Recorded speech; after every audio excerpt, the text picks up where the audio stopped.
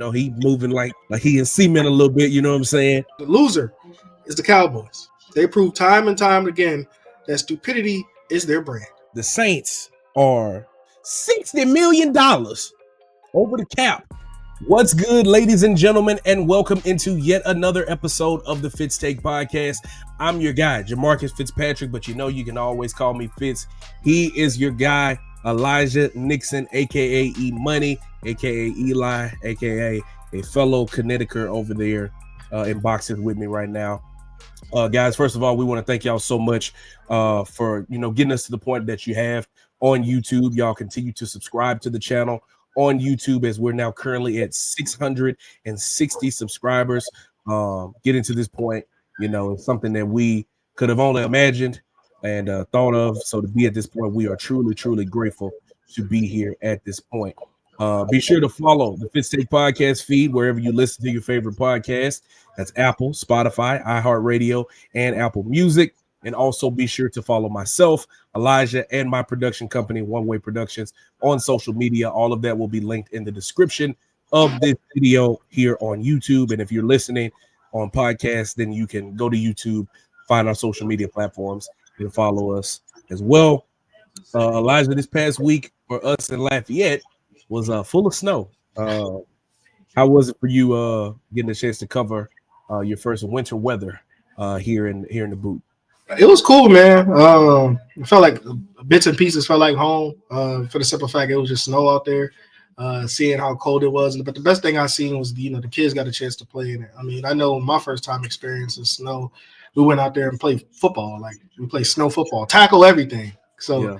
I thought it was pretty cool. So when I saw the kids out there at the playground playing there, just playing in it and throwing snowballs at one another, I thought it was pretty awesome. Now, I'm not sure if Lafayette will get this snowstorm frequently after this one, but for them to experience it and probably get to tell, whenever those kids have kids one day, to tell them, hey, we had snow before. I think that'll be pretty awesome. So yeah, it was definitely a record. I can't remember what the number is. I know the last time it snowed, I think it was like 2020 or 2021, and it wasn't nearly as much. I think I saw a couple of showings that said that some parts of the Acadiana area got like 10 inches of snow, which is crazy, bro. Like, this is the South. We don't this don't happen here. Like, it just don't happen a lot. It was cool though. Just was in the house, eating gumbo, eating chili, all that good stuff. Cold weather is my kind of weather, but when you're talking about driving in snow and all that stuff like that, you can keep that. Ain't nobody trying to slide ice or nothing like that. They can have that. But yeah, so fun week in snow. But there were a lot of things that happened in the sports world. So without further ado, guys, we're going to hop right into things with take number one. It's our first play as the Philadelphia Eagles reached their third Super Bowl in 8 years by steamrolling the Washington Commanders. And on the other side, in the AFC, the Kansas City Chiefs get to the big dance for the 5th time in 6 years, beating the Buffalo Bills in the AFC Championship. Josh Allen not able to get it done once again against Patrick Mahomes and the Chiefs, and it now sets up a rematch in Super Bowl 59 in New Orleans on February the 9th. Elijah, after looking at Championship Sunday, man, what were the best moments that you saw from the weekend? Starting from the first game, man, I'd have to go with the Philadelphia Eagles and Saquon Barkley. You think about it, man, being released from the team that you really wanted to be a part of, the general manager telling you to go look around and see what you can grab first. He said, okay. He goes to Philadelphia, and he said, okay, I like the cheesesteak over here. I'm going to stay over here, and I'm going to count my little dollars and cash my ticket to the Super Bowl. He did. Today he had 15 carries for 118. Balled out all year. Offensive player of the year in my eyes. 118 with 3 touchdowns. And what I like about it is the most that, as much as we could sometimes say that A.J. Brown is selfish and things of that nature, they know that for them to win, they have to cater the offense around Saquon, and that's exactly what they did. Saquon played well. First play from scrimmage, I think it was like the first carry for 60 yards and a touchdown. Like, you know what you're going to get from Saquon, production-wise. Then in the second half of the thing, of the games with Bills and Chiefs, we know Josh Allen can run, right? But what I liked about it was Patrick Mahomes said, I could pack that thing too, man. Shout out Waterbury, Connecticut. They don't want to come up with that. Patrick Mahomes, 11 carries, 43 yards, and 2 touchdowns. And if you watch closely to the games, he had a lot of runs where he kept the drive alive, especially on third downs and fourth downs as well for the against the Buffalo Bills. I like what Patrick Mahomes was able to do. He can create with his arm. We know that he can create with his legs as well. You got to give credit for those two players over the weekend. I think Championship Sunday came from for me the two best players on those two teams, and for them to win it all, somebody got to have a good game again between those two. But for me, Saquon Barkley and Patrick Mahomes, two of the best right now in the game, and to me, that's the reason why they was able to advance from Championship Sunday to now Super Bowl Sunday. No doubt, man. And it's going to be a fun one. We'll be in the house there in New Orleans for their championship game. To me, one of the bigger moments in the Philadelphia Eagles and Washington Commanders game was at the end of the second quarter. It was 4th and 5, and the Eagles had the ball, and the score was 14-12. If they don't get that first down, then the Commanders can turn around, get the ball, and can go and score some kind of points to take the lead. Jalen Hurts stands back in the pocket, 4th and 5. I think he saw a blitz. I think it was a 6-man pressure, and he threw the football up to A.J. Brown and picked up the first down. They went down and scored a touchdown. They went up 20-12. Obviously, after that, the Commanders fumbled the football, and they were able to score again. If they don't get that first down in that moment, the game could have been completely different, because I feel like once they got that and they scored, that kind of put the game in the driver's seat for them to be able to take advantage. And obviously, the Commanders turning the football over 3 times, made it so much easier for them to go ahead and pull away, scoring 55 points in the game, which I think was the most in any conference championship game in history. We're going to point to Saquon Barkley, truly. And people, are trolling Jalen Hurts on social media saying that, I don't know if you saw that Jennifer Hudson video where Shamar Moore was coming down in the tunnel. They were saying this is what Jalen Hurts is going to the sideline like after doing absolutely nothing to get his team to the Super Bowl. But he did, man. He did a lot. 20 passes completed, 246 yards, a touchdown, 3 rushing touchdowns of obviously on the tush pushes, and then the zone read that he scampered out and was able to score to put them up even more points in the ball game. Credit to Jalen Hurts. The conversation between a game changer and a game manager, whether he is either one, he was able to do his job to put his team in the best position to win them the ball game, and that's why they are going back to the Super Bowl.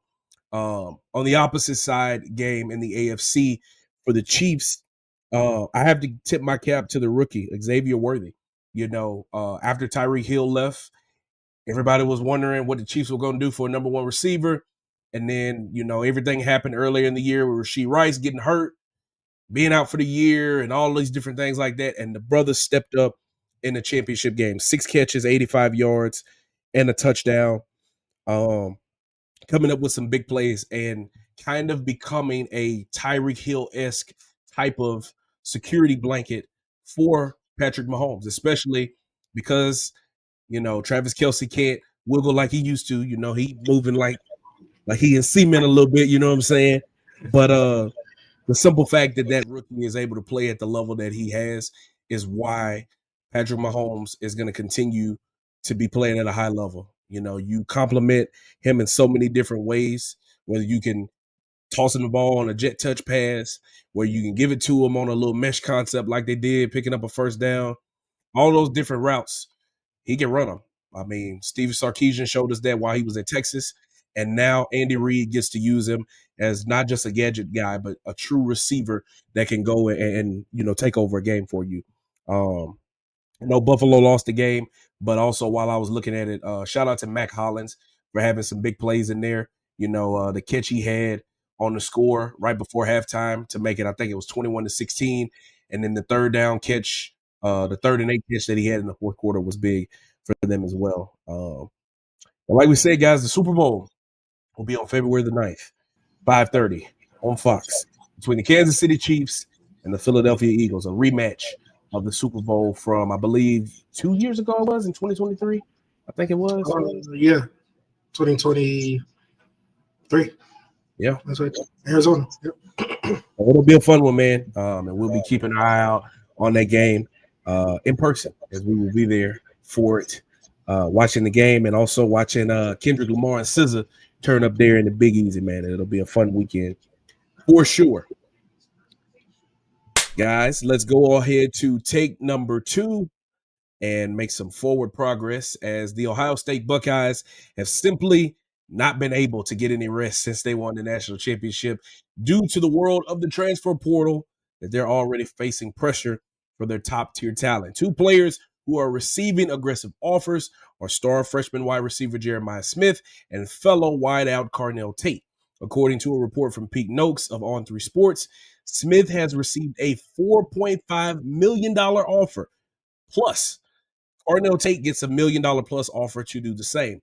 It's needless to say that it's been the frustrating part of the NIL market at this point in time. There are no rules prohibiting teams from tampering with their players. So, E, do you feel bad for the national champions, or is it just all a part of the game, like 50 Cent said? It's all a part of the game. It's all a part of the game. I don't feel bad for the national championship. You national champions. You're a national champion for a reason. I mean, at the end of the day, you went out there and got that talent, and you know how you got that talent. You paid for it. So you think people ain't gonna try to do the same thing? It ain't like you could trade in college football, which pretty soon probably. But it ain't like you could trade. So at the end of the day, I'm not surprised. I'm not shocked. Now the thing is, what can you do, Ohio State, to keep those players? What can you offer to keep those players? Are you going to budget more and put some stuff on their pot, more money in their pockets? Are you going to promise them more things that probably wasn't promised the first time around? At the end of the day, man, money is going to talk, especially to a freshman who just is on top of the world right now. I mean, to be honest with you, not a lot of guys can say that they were college champions multiple times throughout their career. Most of the people can't say they even made a championship game. So for them to do that and win in their freshman year, what's next? Is it the money, right?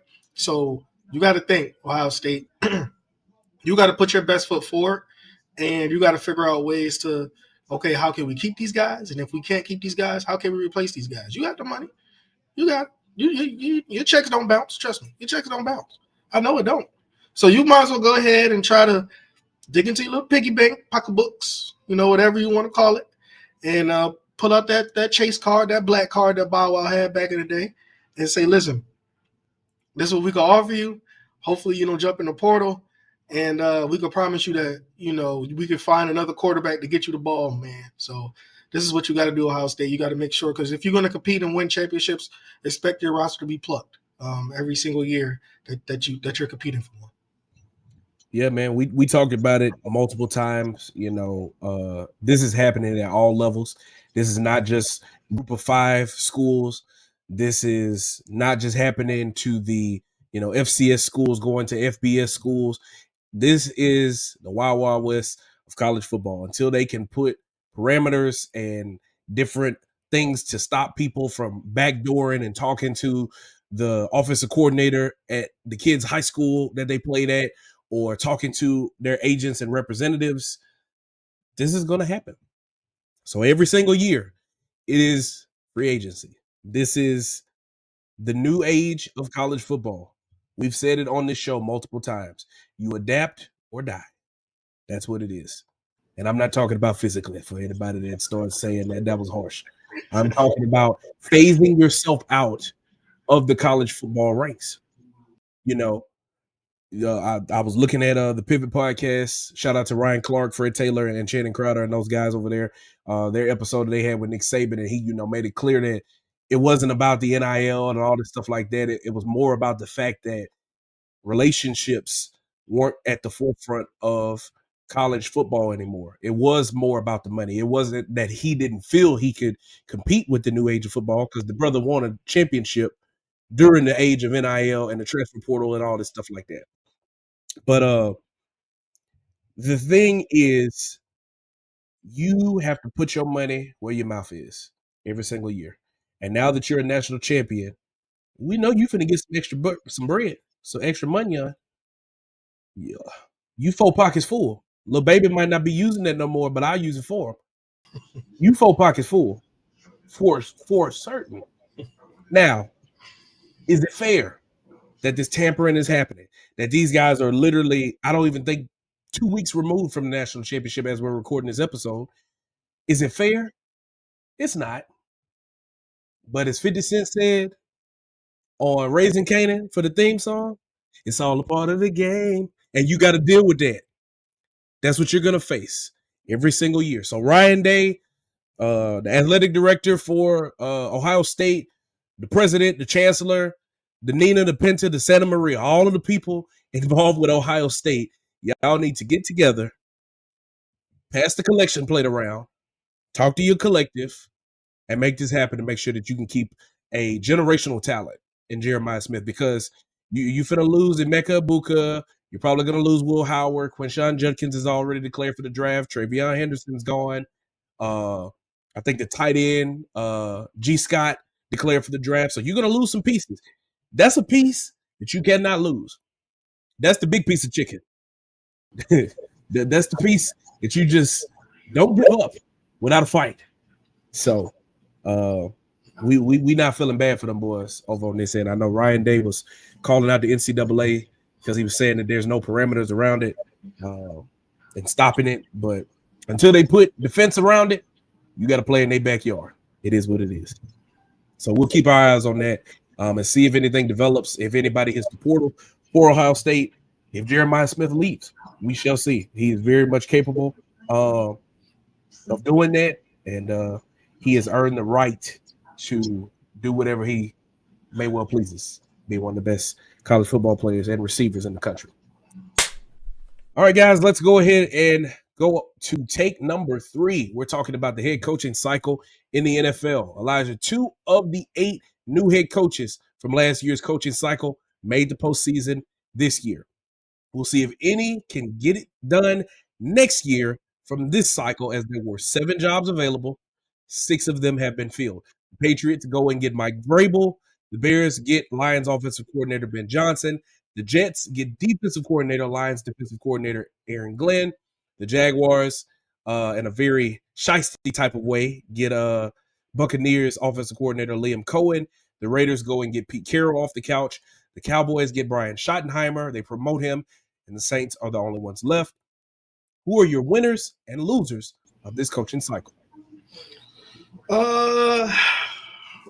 It's tough, man. The winners definitely is it got to be the Jets, the Jaguars, and the Bears. Those are my three winners. Only for the simple fact, I think Ben Johnson is doing a great job of putting people around him. He went to go get Dennis Allen to be his defensive coordinator. He went to go grab the tight ends, I think, coach from Denver to be his offensive coordinator. Ben Johnson, again, you're a young coach in this league, so you're not just coaching the offense anymore. So you got to learn how to be a head coach. I think, I'm not a big fan of Dennis Allen, but who's been through the ringer twice. Hopefully he shows you what he did wrong in some situations, so you could do that. I think you can do a great job of getting Caleb ready for next year. I think you could do a great job of using the pieces that you have in Chicago. But again, it's more than just coaching the offense. You have to have the morale of this team. You got to get them motivated. So I think Chicago is moving in the right direction in that way. For Aaron Glenn, going to the Jets, the New York media is harsh, but I don't think anybody else can handle it besides Aaron Glenn. I think Aaron Glenn is proven that he can handle the New York media. He's proven that he could be a culture guy, and the Jets need a culture change. So those are. I think that's pretty decent. So those are my winners, and also Jacksonville. Jacksonville probably backdoored my man out there at Tampa Bay, Todd Bowles, to get Liam Cohen. But at the end of the day, man, it's business is business. You know how that goes. So him getting his opportunity to be a head coach in the league and showing that he could do something with Trevor Lawrence and Brian Thomas and those guys, and after he did something with Baker Mayfield, he won his shot. And that's all it is. He just won his shot. So I think they're winners. Now the loser is the Cowboys. Yet again, they prove time and time again that stupidity is their brand.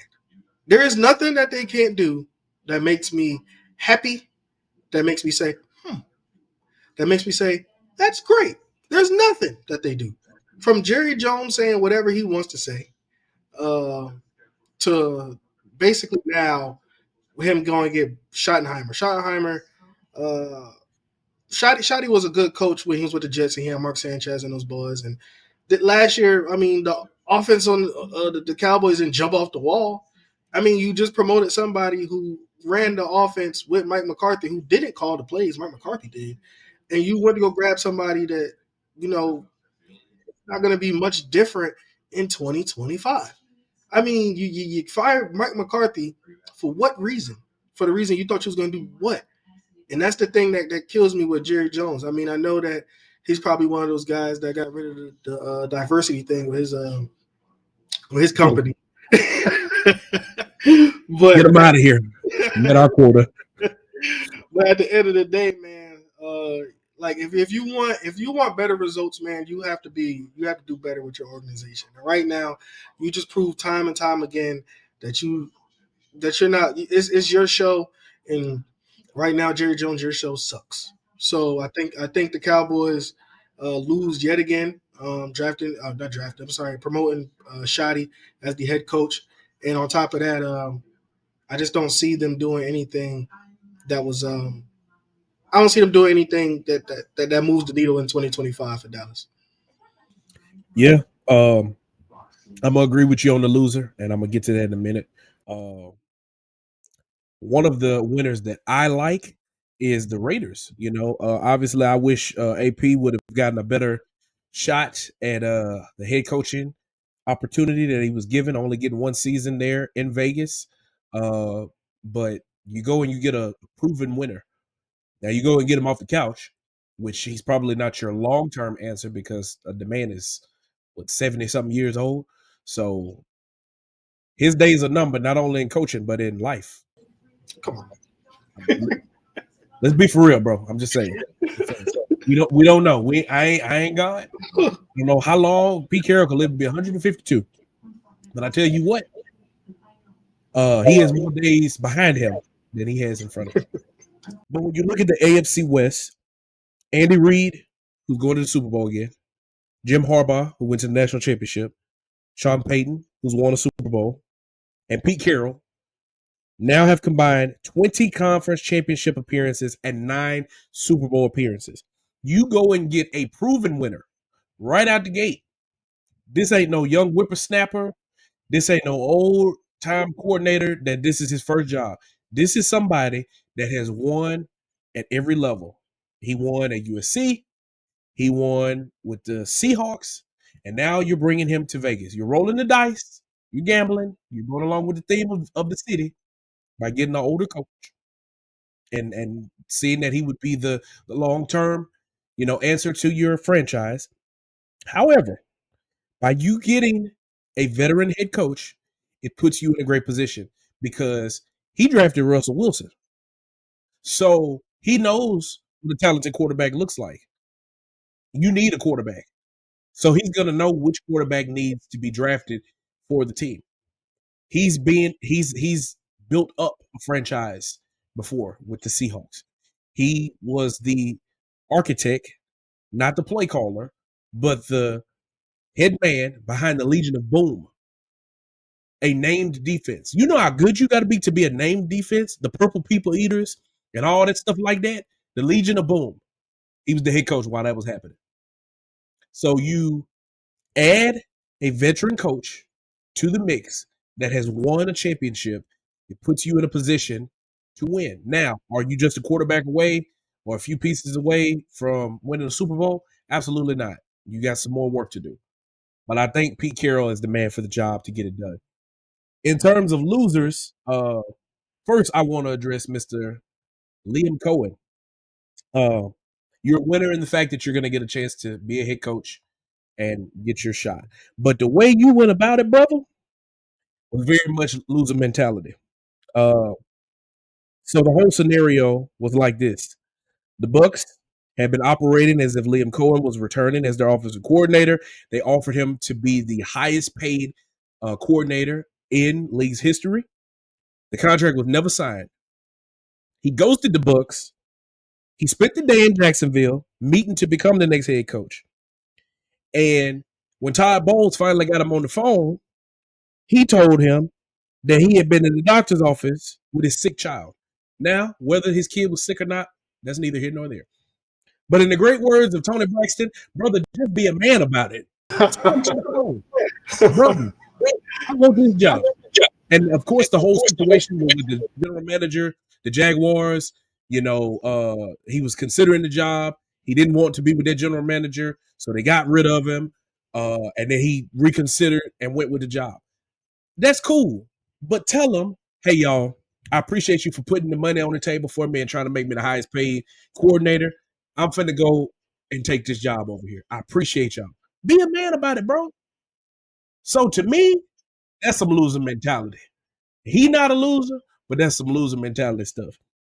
And then for the overall coaching search, obviously, Brian Schottenheimer was the offensive coordinator on the staff already. But Jerry Jones has a loser's mentality as well. Because, brother, you didn't even have to interview nobody for this. You could announce right after Mike McCarthy left, you could have said Brian Schottenheimer is the head coach of the Dallas Cowboys. You did this whole circus, orchestrating people, had us talking about Deion Sanders potentially being the coach. You bringing in these people that you're interviewing that you know you ain't going to hire, all for you to get another puppet. Come out and say it, Jerry. I want to control my head coach. So I'm finna hire a puppet. Whoever you are out there, if you think you go come here and do what you want to do, honey, you got a big storm coming. Let them know. Tell them that. Tell them that up front, because everybody else can see it. Stevie Wonder can see it. We know what you about. You want all the glory. You want all the fame. You want all the credit. All up in the videos. Like, bro, he is the only owner that has a press conference before the real press conference. Media scrum this old owner after games are over. Bro, I'm so glad I'm not working in Dallas because I'd refuse to do it. No. Tired of talking to this man. Because he ain't doing nothing but spewing a bunch of foolishness. He sounds stupid. And ain't won a Super Bowl in 30-something years. Last time that man won something, I think he was 50-something. Now he in his 80s. His day's number 2. So he need to have some common sense and make a better decision other than this one. Congratulations to Brian Schottenheimer. I hope he does have success. But in terms of how this was handled, bro, that's some loser mentality. So the Cowboys get their head coach. The Raiders hire Pete Carroll. The Jaguars, in a shiesty situation, get Liam Cohen. Jets get Aaron Glenn, their former first-round pick. Ben Johnson goes to the Bears. And the Patriots get their old former linebacker in Mike Vrabel. So that's how the coaching carousel looks. But there's one job left. And that brings us, Elijah, into our Fitz Take, where Joe Brady's first job after grad school was in 2017 with the New Orleans Saints as an offensive assistant under head coach Sean Payton. You remember, because after that, he went on to be the passing game coordinator / offensive coordinator with LSU and leading them to one of the greatest college football seasons ever and helping them win a national championship. But instead of a reunion as the head coach, Brady, the architect of the Buffalo Bills offense, has elected to remain with the Bills and pull out of the Saints head coaching search. New Orleans had wanted to interview Brady a second time, along with Kellen Moore, which they have an interview set up with him today. We recorded the episode Sunday. They will be interviewing today, which is Monday. This also comes after a report from Timothy Jones of the State of the Saints podcast. Shout outs to him. He reported that the Saints had a strong chance of hiring Aaron Glenn as their head coach. However, Glenn requested that the team consider moving on from Mickey Loomis as general manager and allow him to be involved in the hiring of a new GM. The Saints were not willing to make this change. So, Elijah, was Brady smart to pass up on this job? And what do you think about the position the Saints have put them in, being the final team left looking for a head coach? To be honest with you, man, New Orleans has a lot of culture, right? Louisiana has a lot of culture. The Saints culture isn't the best. Like you stated earlier in these podcasts that Mickey Loomis should be fired. Aaron Glenn said the same thing. What that's saying is that because if you look at it, everybody in the Saints football team, there's bad contracts. They're always over the cap. They don't draft really well. What the heck is Mickey Loomis doing? So then you telling yourself, okay, if you expect me to give you my best, why I got to take the worst from somebody else? Because at the end of the day, say Aaron Glenn takes that job and you provide him with one of the worst rosters again, and he's going 3-14, 4-13, stuff like that. You're going to blame the head coach when you're not looking at the deeper picture of the general manager has a blame and a share in it too. Think about it. So for anybody that's thinking about that wants the Saints job, they know what's at risk. I'm probably a one and done because Mickey Loomis isn't the best GM in the world and doesn't really work with people very well. You had one of the best coaches out there at one point who made the playoffs with the Broncos, hint Sean Payton. And then you lose him. I'm not really with some behind the scenes work with that. Then you bring in Dennis Allen, who's wasn't great at all. The culture there sucks. I'm just gonna put it out there. It sucks. Jameis Winston was the light of the culture for the last couple of years, and he left and went to Cleveland. He's not the best quarterback, but he brings energy to the team. There's nobody on that team that I could look at and be like, okay, I'm happy for, and I want to, that brings energy to it. Mickey Loomis does a bad job, a very bad job of bringing people in, and I think the next head coach is going to be cautious. Now, I do see them getting one guy because he probably just won a job, and name is Mike McCarthy. But I think at the end of the day, you got to be cautious taking that job for sure because you possibly will be a one and done, and everything will be put on your shoulders. So that's telling you something. Joe Brady's backing out, and he could have an in-person interview next week because they're out the playoffs. Aaron Glenn, who was a hot candidate for a lot of teams, he's backing out. So I don't know who you plan to get, but for New Orleans, this got to be an eye opener for Mickey Loomis, for his job to be out there on the line because people want to win, but they know they can't win with him. Yeah, man. And the thing about this is Joe Brady put this out before the AFC Championship game was played. So he's saying he saw how the dominoes were falling, and he saw that the only head coaching job that was left is the Saints job. He's saying no before he even get back for an interview. That says a lot. For starters, this was a smart move by Joe Brady because the Saints are $60 million. I'm like Chris Tucker, $60 million over the cap coming into this season. 60 M's, bro. They got old veterans taking up a whole bunch of money on their payroll. They have an unsure situation at quarterback. Derek Carr is mid. It is what it is. He's put up decent numbers throughout his career. He's made the playoffs one time. All in all, based on what you had in the past, Derek Carr is mid. He's not the answer. Okay. Do I believe that whoever gets the job next will be a one and done? No, because the Saints have built up a culture of giving coaches a little bit of a chance. And from what Mickey Loomis said in the press conferences when he was popping that gum, I think that he wanted Dennis Allen to be around a little bit longer because he was naming off all these great head coaches, saying that these were the records that they had to start off their careers, and they eventually went on to be Hall of Fame head coaches. So I guess he was saying that Dennis Allen could turn it around after 2-3 years and become a Hall of Fame coach, which should really show you how far his mind ain't all the way there, right? The elevator not going all the way upstairs if he thinking that. Okay. But Sean Payton set the standard for the culture of head coaches. Bro, you get this job and you be here for a long time. People love you around here when you win. They feed you gumbo and jambalaya and throw you Mardi Gras beads and feed you king cake and all this other stuff. They take care of you around here when you win. But that's the problem. They haven't won in a very long time. Because of that, they are in this situation. Now, roster wise, they have some pieces that they can work with.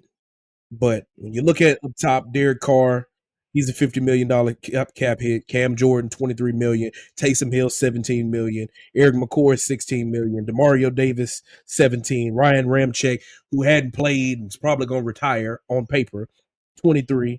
Cesar Ruiz, $20. Carl Granderson, $21. Tyrann Mathieu, $12. Alvin Kamara, who just signed a new deal. You got all of these guys that's holding up money that you can't operate with. Anybody with good sense is not taking that job because they're gonna say, who I'm gonna add to the team? I can't go in free agency. I can't make no splash signing. I can only work through the draft. So you're asking whoever takes this job, which is really gonna boil down to at this point. They did an interview with Anthony Weaver, Mike Kafka, which that makes zero sense because the Giants were terrible. But they interviewed both of them. Mike McCarthy is set to have another one. Kellen Moore, obviously, because he's going to be in New Orleans for the Super Bowl pretty soon. They're trying to go ahead and get his interview out of the way now.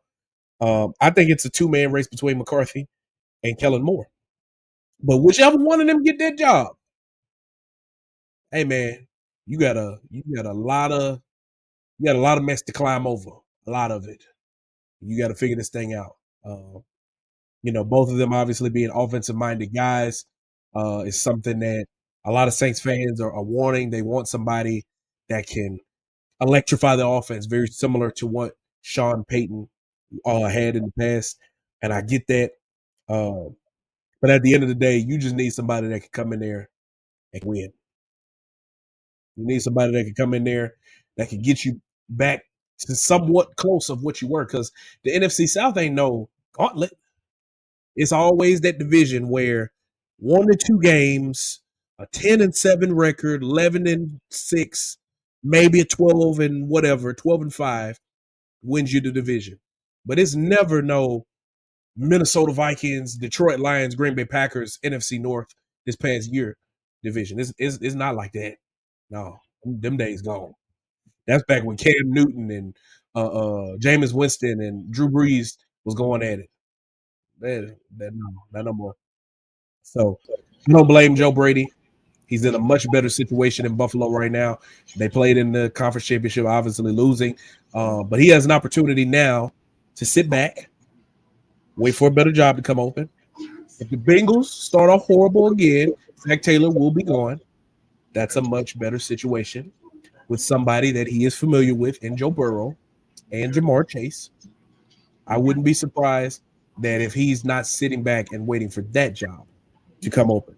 So the Saints have an opportunity, man, to make the final hire in this coaching carousel. But right now they are in a sticky situation. But ladies and gentlemen, that's our take. What do you think? Let us know down in the comments. Was Joe Brady smart to pass up on his job? What ultimately will happen with this Saints head coaching position? And will that person be able to turn the franchise around? Well, E, you got anything else, man? No, man, I'm just ready for 2 weeks. We got Super Bowl. Can't wait to add to those credentials back there. I got a Sugar Bowl one. If I get a Super Bowl one, next I need a national championship one, and I need a bowl game one so I can fight with a mascot. I could. I mean, you had the New Orleans Bowl though. You still don't have that one? I do have that. It's behind me too. Yeah. You need your what is that? A New Year's 6 one. You need one of those. Yeah. I'm waiting for one of them to. What? I got Sugar Bowl. That's true. I'm just waiting to fight with a mascot. That's what I'm waiting on. You know what I'm saying? He's referring to me when I was in Orlando for I think that was the Citrus Bowl. LSU played Purdue, and it was the Cheez-It Citrus Bowl, and the mascot was celebrating with Brian Thomas after the touchdown, and he got in front of my camera. So that was a crazy situation, but yeah, man, it's gonna be fun. The Super Bowl will be fun, and like we said, ladies and gentlemen, we will be in the house. So with that, guys, that will do it for yet another episode of the Fitz Take Podcast. We thank y'all so much for tuning in and watching with us. Please hit that bell down below and subscribe to the Fitz Take Podcast YouTube channel.